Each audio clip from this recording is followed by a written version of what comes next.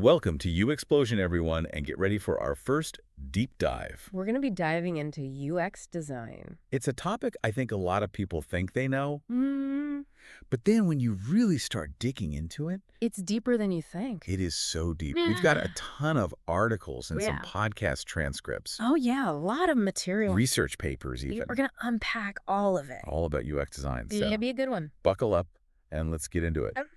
The term user experience. UX? UX actually goes all the way back to the 90s That's right. with this guy, Don Norman, At Apple. working at Apple. Yeah, she was like a cognitive scientist or something. Yeah, he had this like groundbreaking realization. I think he was really the first one to use the term user experience. Yeah. It was all about how it works. Yeah, he was like, it's not about how it looks. It's about how it feels. It's about how it works how it makes you feel. for the person using it. The user. Like, it's so simple, Yeah. but it's like Revolution. revolutionary Like back then, people were not thinking that way. at all. It was like, oh, this is a cool design. It looks cool, But it's like, but is it usable? right. And that's what UX is all about. Yeah, and this isn't just like websites and apps. It's everything. Have you ever had one of those doors?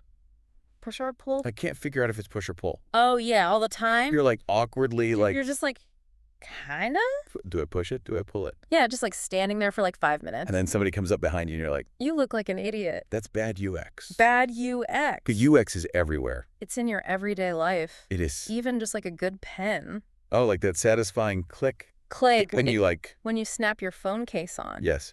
Or like when an app gives you that little animation. Like a confirmation Yes. that it worked. That's good UX. The UX. It's subtle, but it's like, okay, You feel good about it. I did it right. Yeah. So we're talking about UX and UI. Right. What is the difference? Are they the same thing? They're not the same thing. Okay. But they're related. All right. So UX is user experience. Okay. It's the big picture. Mm-hmm. How easy is it to use? Yeah. Does it make you feel good? How does it make you feel? Can you actually achieve your goals with this product? Yeah, like the whole experience. The whole thing. UI is the user interface. Okay. Then that's specifically about the visuals, Okay. the layout, the colors. The buttons, the typography. all that stuff. Okay, so if UX is the architect's blueprint Yeah. for the whole building, Yeah. UI is the interior designer. That's a great way to put it. Making it look amazing. Making it functional. Functional and nice. And aesthetically pleasing. Yes. So you need both. They're both important. Yeah. You can't just have a good blueprint. Yeah, what if you have a beautiful house, but it's like, And it's unusable.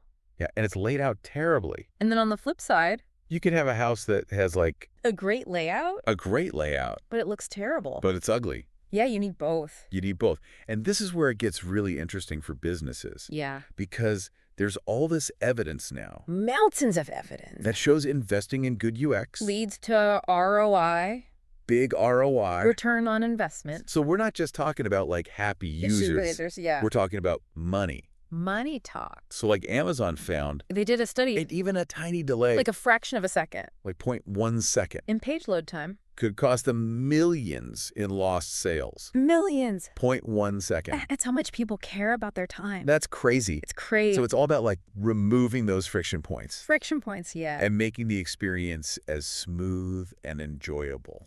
As possible. If people are frustrated, They're going to leave. they're gone. They're going to go to your competitor. They're going to go to a competitor. That's why UX is so important. And that explains why there's such a boom in the UX design field.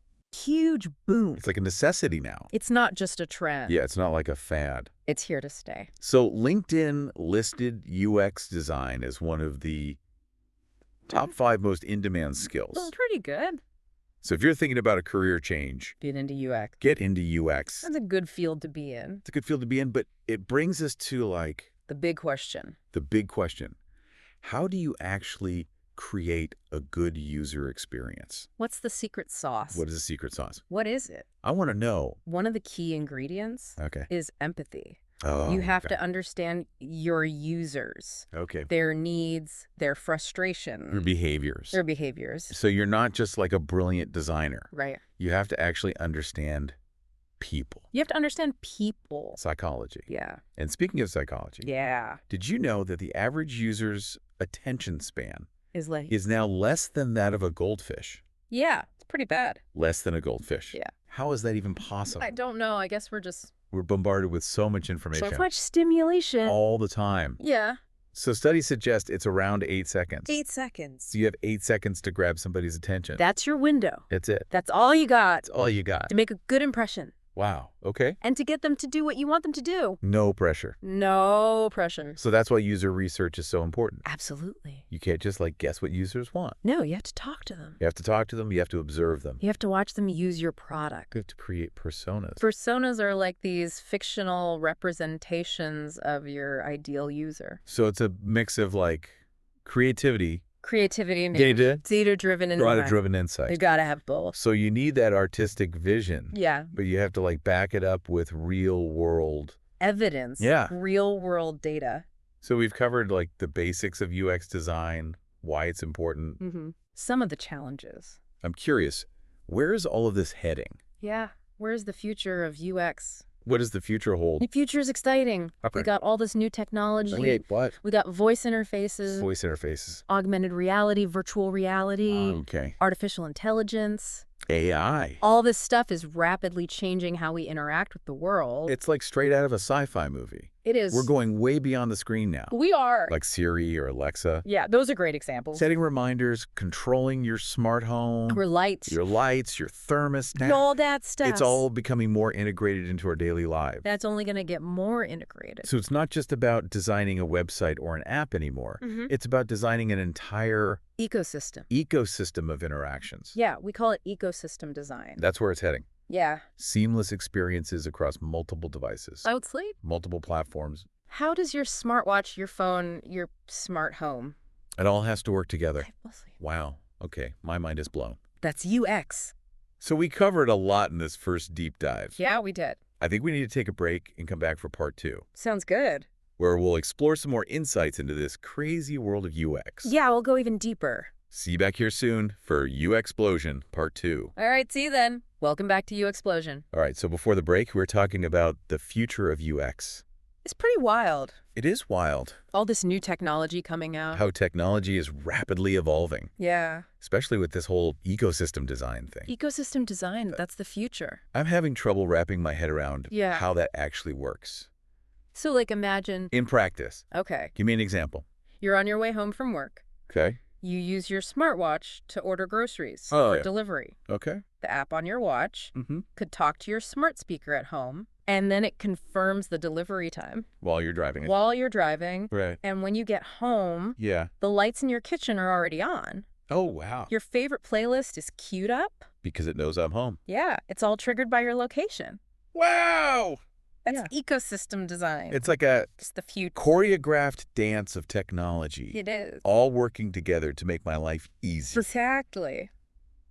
But this kind of complexity It's a complete. must come with challenges. Oh, yeah. Huge challenges. Like what? Understanding how people actually behave across all these different devices. Oh, yeah, because what works on my phone doesn't Yeah. necessarily work on my watch. Exactly. You can't assume that. Or my smart speaker. Yeah, Okay, so user research is more important than ever. absolutely. You got to really get in the minds of your users. Yeah. See how they're interacting with this Web of technology. interconnected web of technology. It's a web. So we need to gather data Tons of data. about how users are actually behaving. Real world scenario. Real world scenarios. Yeah. What devices are they using? When do they switch between devices? What are they struggling with? What are their pain points? All that stuff.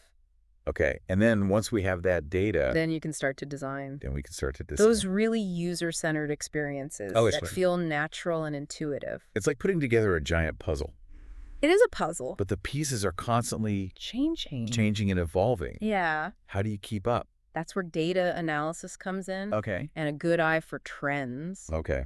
You got to be able to sift through all that data Mm-hmm. and find those patterns Like- that are going to inform your design decisions. Okay, so it's not just about collecting data. Yeah. It's about understanding What it means. and using it to anticipate. User needs. Yeah, what are they going to need next? Okay, so this all sounds very data-driven It is. and scientific. But where does the creativity fit in?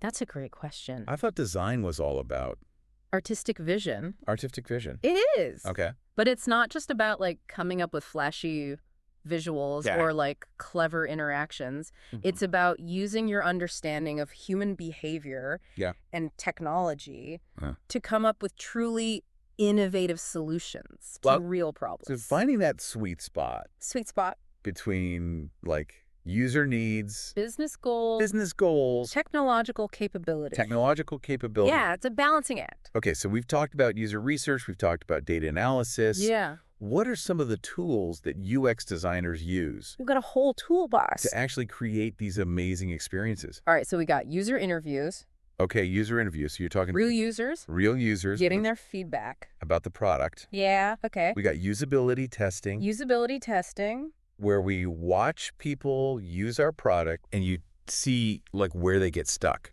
See where they get stuck, where they get frustrated. Okay, what about card sorting? Card sorting, yeah, that's a good one. I've heard of that. So we give people a bunch of cards Okay. with like different concepts or features written on them, Okay, and we ask them to group them okay. in a way that makes sense to them. To them. Yeah. And that helps you understand like How they think about information. how their minds work. Yeah. Okay. How they categorize information. And then you can use that to design Your navigation. the navigation of the website. Yeah, and the information architecture. So like how it's all organized. Exactly. So many different approaches. Yeah. How do you choose the right one? It depends on the project Okay. and the questions you're trying to answer. Okay. Sometimes you need really in-depth qualitative data Okay. from user interviews. Yeah. Sometimes you need quantitative data. From like the usability tests. Yeah, it's about choosing the right tool for the job. So UX design is like constantly evolving. It's always changing. It's not like you learn one set of techniques and you're good to go. Nope. You got to keep learning. You got to keep learning. So what are some of the biggest hurdles? Hurdles. Yeah. Like the biggest challenges Challenges. UX designers face. One of the biggest ones Okay. is getting buy-in. Buy-in from who? Stakeholders. Okay. Sometimes it's hard to convince people. Who aren't familiar with UX. Yeah, they don't understand it. That It's valuable. they don't see the value.